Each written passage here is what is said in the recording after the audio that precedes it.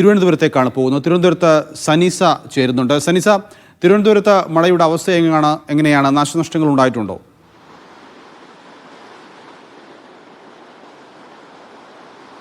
ഞാനിപ്പോൾ നിൽക്കുന്നത് ശംഖുമുഖം കണ്ണാന്തുറയിലാണ്.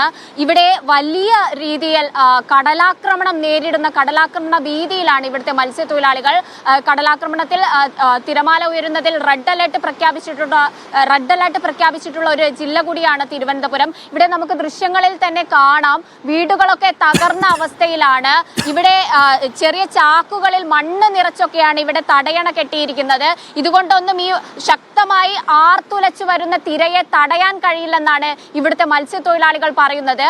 ഇവിടെ വലിയ കല്ലുകൾ പാകണം. ഈ പൂന്തുറയിലൊക്കെ വലിയ കല്ലുകൾ പാകിയാണ് ആർത്തുലച്ച് വരുന്ന തിരയെ തടയുന്നത്. പക്ഷെ ഇവിടെ ദൃശ്യങ്ങളിൽ നിങ്ങൾക്കിപ്പോൾ കാണാം, ചെറിയ ചാക്കുകളിൽ മണ്ണ് നിറച്ചാണ് ഇവിടെ ഈ തടയണ കെട്ടിയിരിക്കുന്നത്.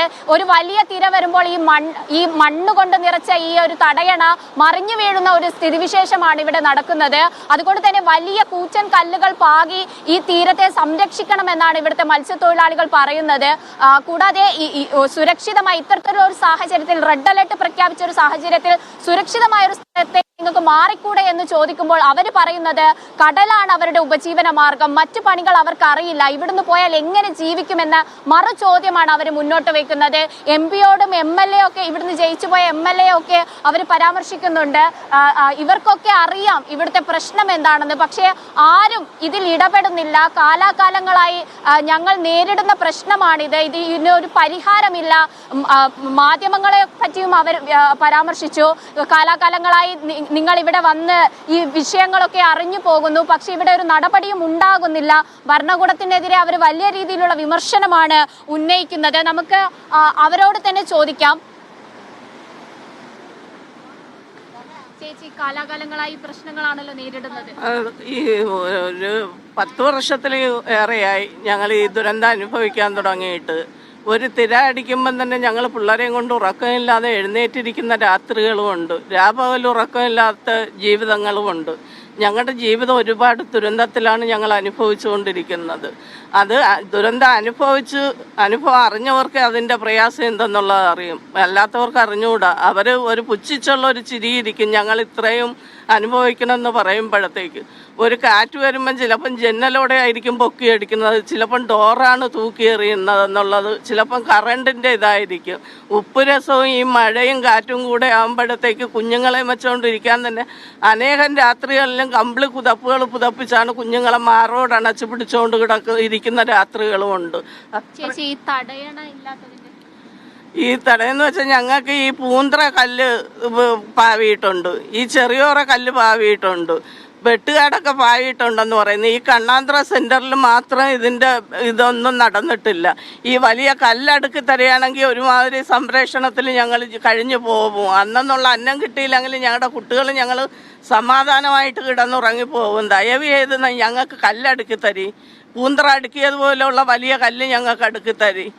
അതിലെങ്കിലും ഞങ്ങളൊരാശ്വാസപ്പെട്ട് കിടക്കട്ടെ, ഞങ്ങളുടെ മക്കളുമായിട്ട് മനസ്സമാധാനമായിട്ടെങ്കിലും കിടന്നുറങ്ങട്ടെ. എത്രയോ മാസങ്ങളായി ഞങ്ങൾ കണ്ണടയ്ക്കാതെ തന്നെ. ഞങ്ങൾക്ക് ദയവ് ചെയ്ത് ഞങ്ങൾ പറയണേ, ഇനി ജലേഷനുണ്ട്, ഇനി മനുഷ്യരുണ്ട്, ഇനിയും ജീവിതങ്ങളുണ്ട്, മുമ്പോട്ട് പോകേണ്ടതാണ്. ഇനിയും മത്സ്യത്തൊഴിലാളികളുടെ വോട്ടിന് ആവശ്യപ്പെട്ട് നിങ്ങൾ ഇരുകൂട്ടർ ഇറങ്ങി വരും. അതുകൊണ്ട് അന്നേരം ഞങ്ങൾ നിങ്ങളുടെ മുഖത്ത് നോക്കി സംസാരിക്കുന്നില്ലല്ലോ. ഇപ്പോൾ അതുകൊണ്ട് ഞങ്ങൾക്ക് അതേ ആവശ്യങ്ങളാണ് വന്നത്. നിങ്ങൾക്ക് ഇലക്ഷൻ പാർട്ടിയിൽ നിന്ന് ആര് ജയിക്കണമെന്നുള്ള ഒരു സംവിധാനമാണ് നിങ്ങൾ ചെയ്യുന്നത്. അതുപോലെ ഞങ്ങൾ മത്സ്യത്തൊഴിലാളികൾക്ക് ഞങ്ങൾക്ക് ജീവിക്കണമെന്നുള്ള ഒരു എളിമയോടുകൂടി ഞങ്ങൾ ചോദിക്കുന്നതാണ്. ഞങ്ങളുടെ ജീവിതം ഞങ്ങൾക്ക് സംരക്ഷയാക്കി തരും. നിങ്ങൾക്ക് ആർക്കായാലും ഞങ്ങൾ വോട്ട് ചെയ്യാൻ വേണ്ടി ഞങ്ങൾക്കൊരു മടിയുമില്ല. നിങ്ങളുടെ മുഖത്ത് നോക്കി ഞങ്ങൾ വോട്ട് തരുവില്ല എന്ന് പറയുന്ന ഒരു കാലഘട്ടവും ഇല്ല. ഞങ്ങൾ ചെയ്യാൻ വേണ്ടി തയ്യാറാണ്. പക്ഷേ ഞങ്ങളുടെ ജീവനിൽ ഞങ്ങൾക്കിപ്പം ഭയങ്കര പേടിയാണ്. ഞങ്ങളുടെ ഈ കൊച്ചു മക്കളെ കൊണ്ട് 2 തിര അടിച്ചാൽ ഞങ്ങൾ ഒഴുക്കിൽപ്പെട്ട് പോകാനേ ഉള്ളൂ. ഓക്കെ, വലിയ ദുരന്തത്തിലാണ് ഇവിടെ ഈ മത്സ്യത്തൊഴിലാളികൾ കഴിയുന്നത്. ഇവർ പറയുന്നത് വോട്ട് ചോദിക്കാൻ മാത്രമാണ് ഇവിടെ നേതാക്കൾ വരുന്നത്. പക്ഷേ അവരുടെ പ്രശ്നങ്ങൾ കാലാകാലങ്ങളായി ആരും തന്നെ കേൾക്കുന്നില്ല.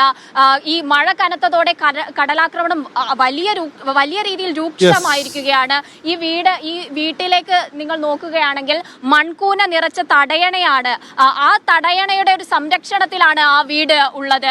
ആ ഒരു തടയണ വെള്ളത്തിൽ തിരയിൽ മുങ്ങിപ്പോവുകയാണെങ്കിൽ ആ വീട്ടിലേക്ക് തിരയടിച്ച് കയറുകയും അതിൽ കിടന്നുറങ്ങുന്നവരുടെ അവസ്ഥ എന്തായിരിക്കുമെന്ന് പറയാൻ കഴിയാത്ത ഒരു ആശങ്കയിലും ഒരു ഭീതിയിലുമാണ് ഇവിടുത്തെ മത്സ്യത്തൊഴിലാളികൾ കഴിയുന്നത്.